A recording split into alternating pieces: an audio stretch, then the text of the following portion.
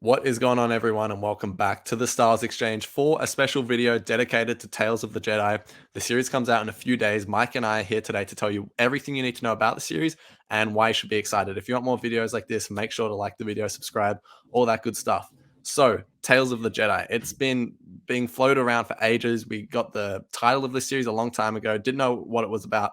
At Anaheim, though, it's at Celebration in May this year, Mike and I were in the room when they laid out what the series was. And what it is it's a 6-episode mini series, 3 episodes dedicated to Ahsoka, 3 episodes dedicated to Count Dooku, and they will tell just the story of those characters, fill in some gaps, tell us some backstory. Mike and I have actually been lucky enough to watch the first episode of the series, which we really liked. But we'll talk about that in a second. But yeah, so as I said, 6 episodes. They're called Life and Death, Justice, the Sith Lord, Practice Makes Perfect, Coda, and Choices. So yeah, Mike, tell us about the lengths of these episodes, because it's been a heavy discussion point. People are saying this series is way too short. It's got an overall, time for about 83 minutes. What do you think? Lay it out to us.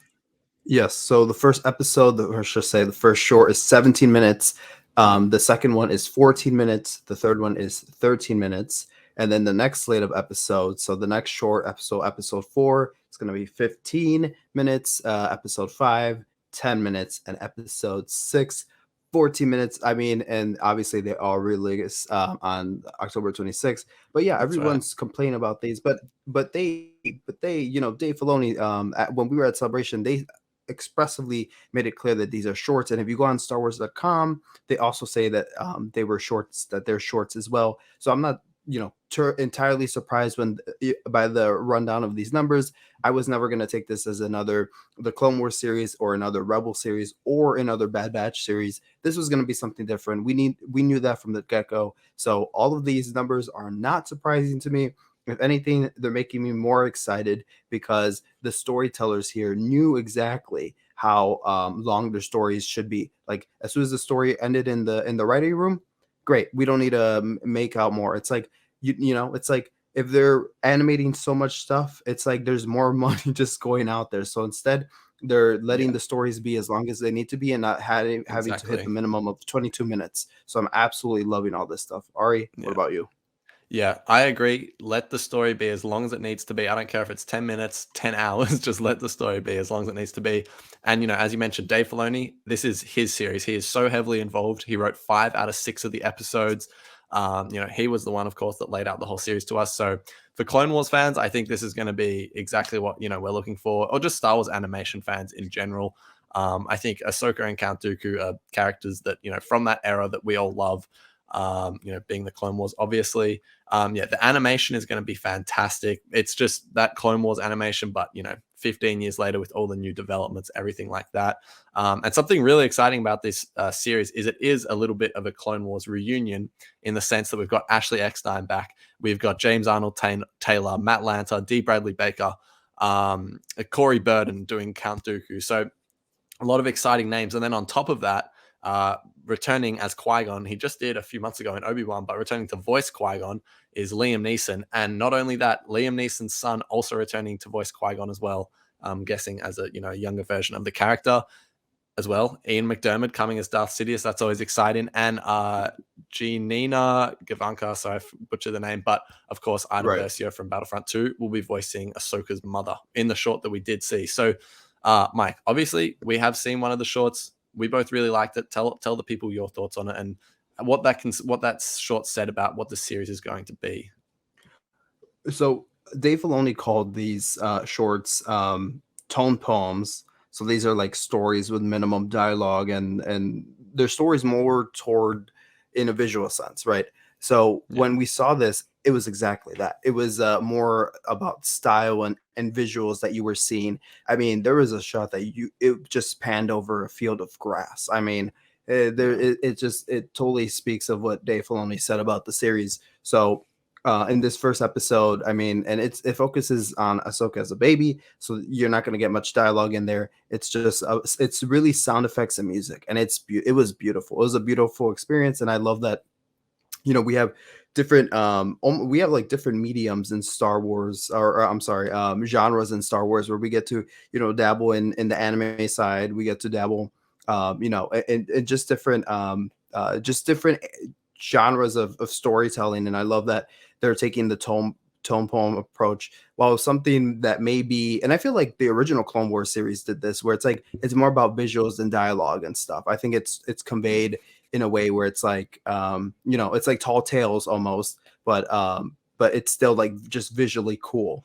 So I think it has like that similar effect here. But yeah, the first episode, that was awesome. Like I said, I was so taken aback by all the visuals, either the visuals of that beast that's in the episode, Yeah. or the village that they're on at night. It Yeah. just looks so good. Like it just looks even Yeah. better than Bad Batch does. So I Yeah. was extremely impressed throughout the entire episode. Yeah. No, it's beautiful. The series is like, you can just tell how creative it is. It's just artistic, and it's not here to tell you, the biggest stories ever. We're gonna some of the stories will have big consequence, obviously. When we're looking at Count Dooku turning to the dark side, all that sort of stuff. That's an influential story. However, yeah, these are just very creative, artistic pieces that I think, Mike, you just said these aren't Clone Wars episodes, but in some sense they kind of, I get the feeling they are going to feel a little bit like, an extension of the Clone Wars. It's those sorts of characters, that sort of style. So yeah, as I said before, Clone Wars fans, be excited for this. But one of the characters who's going to be predominant, obviously, is Ahsoka. And it looks like that her book is going to be retconned. What do you think of this, Mike? It's been quite the discussion point since we saw that era that we're going to see from Ahsoka in the trailer, which is like that post Revenge of the Sith time for her. What do you think of this? I definitely think not only is the Ahsoka book going to be sort of retconned, or just molded into a different story, but I think that the Dooku stuff has already been, you can tell that they're just going to do a different approach to this than they did in Master and Apprentice and Dooku Jedi Lost. With the Dooku Yeah. story in Dooku Jedi Lost, we learned that Yoda lets Dooku keep his lightsaber after resigning from the Order, and this looks so different here. It looks like he's gonna kill Yaddle, so it looks very different here. But yeah, I mean, as we know, it's nothing new with Dave Filoni. He doesn't really care about other. He does what he doesn't care about continuity. So it's like, okay, cool. I'm more affected by the Dooku stuff because I thought I always felt like Clone Wars did Dooku dirty, in the sense that, like, in Attack of the Clones, I feel like they presented this version of a character, and Clone Wars just decided to go the evil route, and he was the villain every week, rather than showing like more of his vulnerabilities, the more of like, I just think he's a complex man, and we only got to see one side of him. So with this series, with the Ahsoka stuff, I read the book.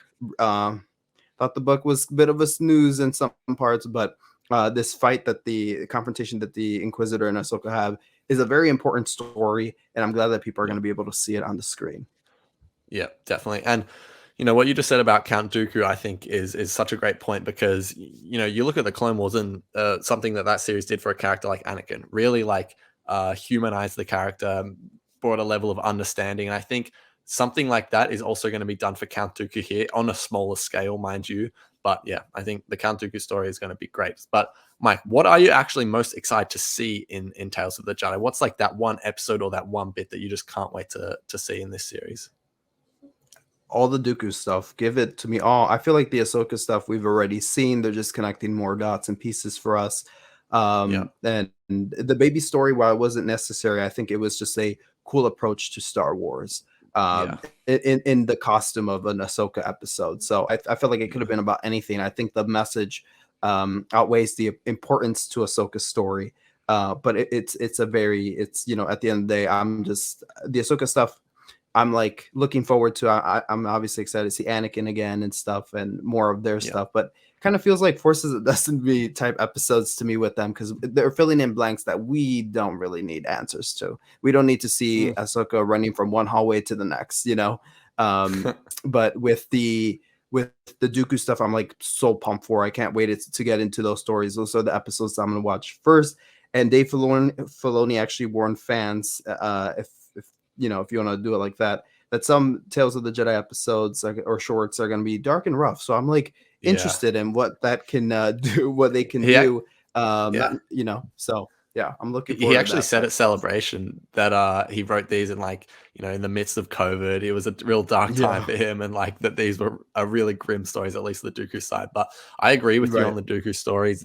I'm probably more excited for those ones, but I'm just really excited for aspects of the Ahsoka stories. Like we saw in the trailer, she's going to be at Padme's funeral. I think that's going to be just right. really cool to see. And I'm just looking forward to seeing like Matt Lanter, Ashley Eckstein, James Arnold Taylor, all like in the same room, if you know what I mean. So, but yeah, to finish to finish the video off, Mike, what do you want to get out of Tales of the Jedi? When it's all said and done, you've seen all the 6 episodes. What do you want to get out of the series? Exactly what they're preaching to us, which I already got in the first episode. Tone poems, Yeah, because if you go back to that the Clone Wars, like I'm talking about the original one.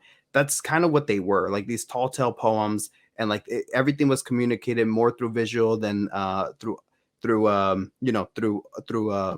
talking and dialogue and stuff. yeah, And here, I want something like that where I just wanted to distinguish itself from the Clone Wars, but also feel an extension of it, if that makes any yeah. sense. Yeah. Yeah, I completely agree. Continue that artistic approach. Let's see, just let the stories be what they are. And I just want to see what, Dave Filoni has to offer here. So excited for it. But yeah, we'll be covering the whole series on the podcast. Yeah, you can catch that later this week. But yeah, until then, thanks, Mike, for your time today. And we'll see you all in the next podcast. Thanks, guys. See you later. May the force be with you.